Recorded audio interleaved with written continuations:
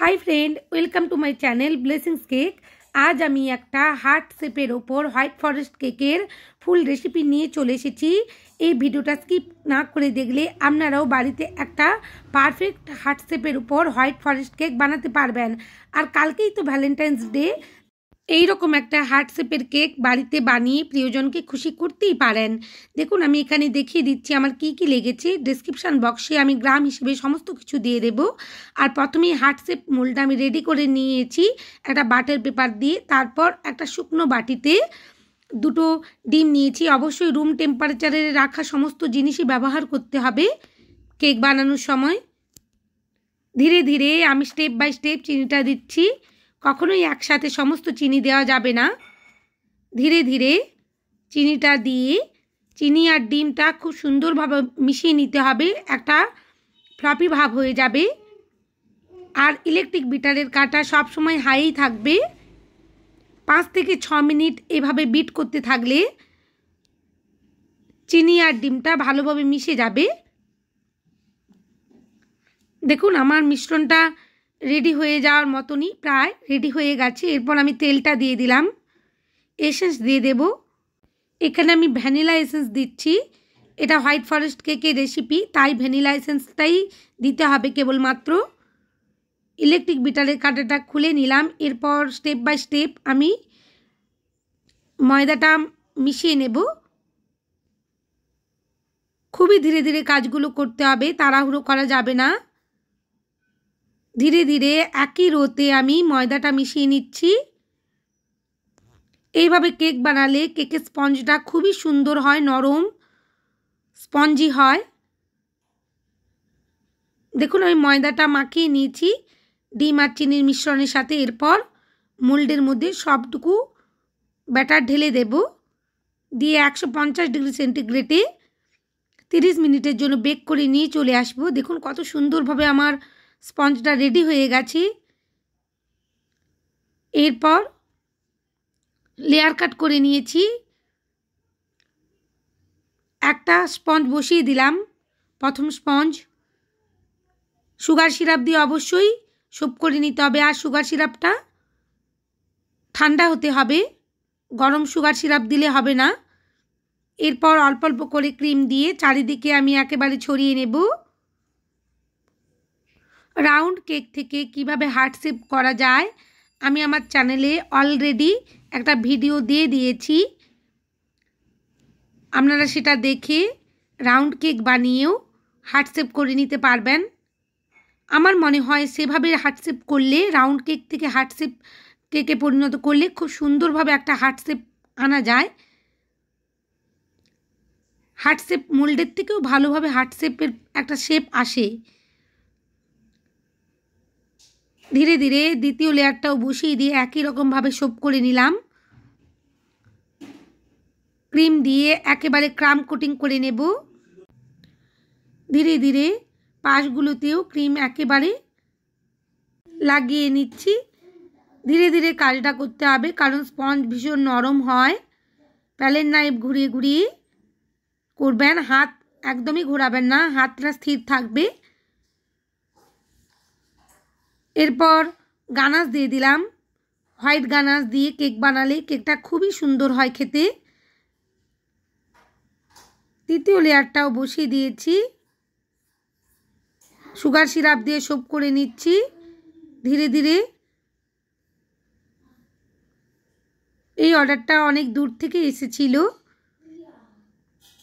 উপরের অংশে আমি একটু গানাশ দিয়ে দিলাম, স্পঞ্জের মধ্যে গানাশ দিয়ে চারিদিকে ছড়িয়ে দেব। তারপরে ক্রিম দিয়ে একেবারে ফিনিশিং করব। প্রথমে ক্রাম কোটিং করে আমি 15 মিনিটের জন্য ফ্রিজে রেখে দেব। তারপরে ফিনিশিং করে নেব। ধীরে ধীরে ক্রাম কোটিং করে নিচ্ছি। দেখুন হার্ট শেপের কেকগুলো একটু বানাতে সময় লাগে, সময় সাপেক্ষ। মাঝ বরাবর একটু ভি করে আমি কেটে নিলাম, কারণ হার্ট শেপের শেপটা আনতে পারছিলাম না ঠিক মতন। কেটে নিয়ে ক্রিম দিয়ে ফিলিং করে নিচ্ছি সেই জায়গাটায়।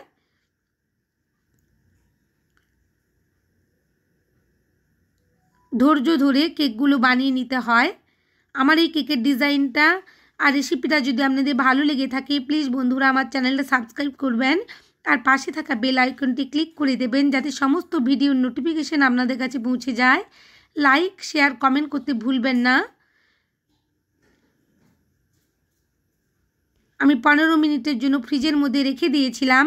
এরপর একেবারে একটু বেশি করে ক্রিম দিয়ে দিয়েছি, দিয়ে ধীরে ধীরে প্যালেট নাইফ দিয়ে চারিদিকে ক্রিমটা ছড়িয়ে নিচ্ছি। প্রথমে উপরের অংশটা আমি ফিনিশিং করে নেব, তারপর সাইডগুলো ফিনিশিং করে নেব। হোয়াইট ফরেস্ট ব্ল্যাক ফরেস্ট কেকগুলোতে ফিনিশিং একটু কম আনলেও কোনো অসুবিধে নেই, যেহেতু আমরা চকলেট দিয়ে ডেকোরেশনটা করি, কমপ্লিট করি। যখন আমরা চকলেট দিয়ে ডেকোরেশনটা করব না, হোয়াইট ফরেস্টের উপর অন্য কোনো ডেকোরেশন করব, তখন ফিনিশিংটা ভালোভাবেই আনতে হবে। দেখুন ধীরে ধীরে আমি প্যালেট নাইফ ঘুরিয়ে ঘুরিয়ে ফিনিশিং করে নিচ্ছি অল্প অল্প করে ক্রিম দিয়ে। ভিডিওটা আমি বেশি ফাস্ট করছি না, আমার যারা বিগিনার বন্ধুরা আছেন তারা আমার এই ভিডিওটা দেখে পারফেক্টভাবে একটা হোয়াইট ফরেস্ট কেক বানাতে পারবেন, ফিনিশিং আনতে পারবেন। হার্ট শেপ মোল্ডে বানানো যে কেকগুলো, ওগুলো একটু ফিনিশিং আনতে অসুবিধে হয়, সময় লাগে, কিন্তু ধীরে ধীরে চেষ্টা করলে নিশ্চয়ই পারা যায়। এরপর আমি উপরের অংশের ক্রিমগুলো তুলে নেব। প্যালেট নাইফটা বারবার পরিষ্কার করে নিতে হবে কিচেন রুমালের মধ্যে। দেখুন কিভাবে আমি ধীরে ধীরে সামনের অংশটা করে নিচ্ছি। ওনাদের কেকটা খুবই পছন্দ হয়েছিল। এইভাবে কেক বানালে সত্যি কেকগুলো খেতে সুন্দর হয়।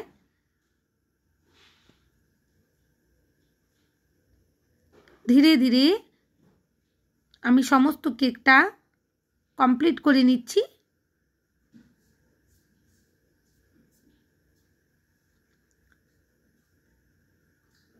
অনেকটাই সাবধানে করতে হবে, কারণ কেকের স্পঞ্জ নরম।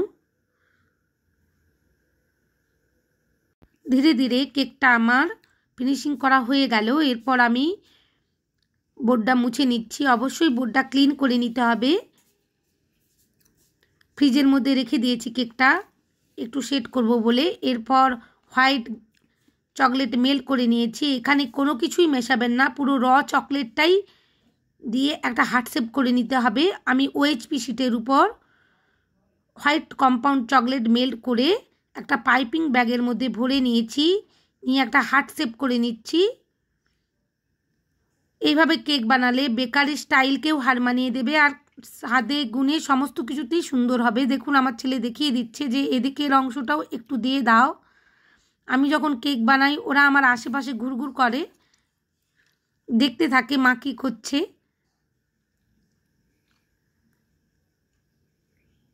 এখান দিয়েও দেখিয়ে দিচ্ছে যে এদিকটাতেও তুমি দাও।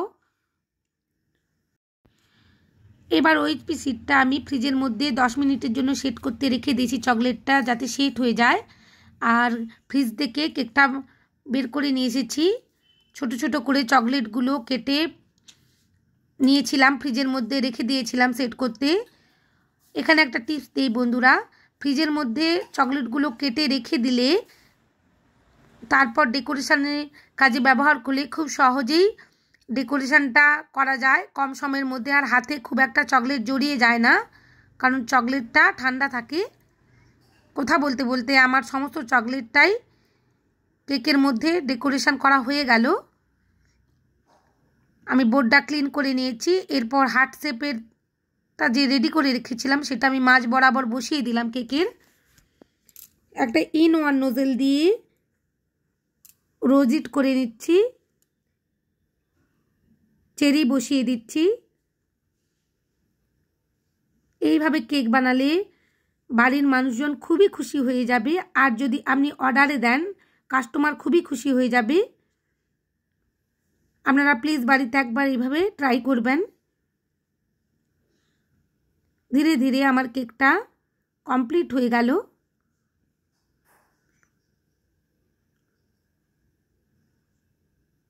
এই ধরনের কেকগুলো দেখতেও সুন্দর হয়, খেতেও ভালো হয়। এরপর আমি নিচের বর্ডারে একই নোজেল দিয়ে ডিজাইন করে দিচ্ছি। প্লিজ বন্ধুরা, আমার এই ভিডিওটা যদি ভালো লেগে থাকে আমার চ্যানেলটা সাবস্ক্রাইব করবেন, লাইক কমেন্ট শেয়ার করতে ভুলবেন না। হোয়াইট ফরেস্ট কেকগুলোতে এরকম ধরনের প্রবলেম হয়, নিচে দিকে যখন ডিজাইন করতে যাওয়া হয় উঠে চলে আসে ক্রিমগুলো বারবার। আমার কেকটা কমপ্লিট। থ্যাংক ইউ আমার ভিডিওটা দেখার জন্য।